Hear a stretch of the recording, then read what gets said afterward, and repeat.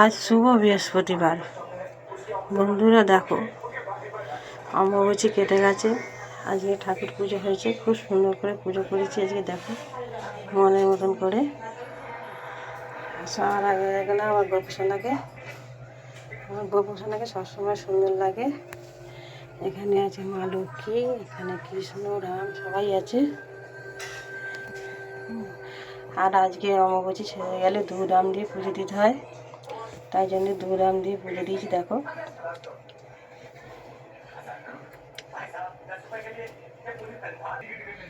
আর এইখানে আছে আমার বাবা লোকনাথ আর মহাদেব। এইখানে আছে আমার গুরুদেব, জয় গুরু।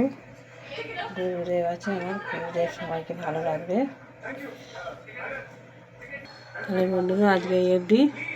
দেখো আমার সাজানোটা কেমন হয়েছে বলবে।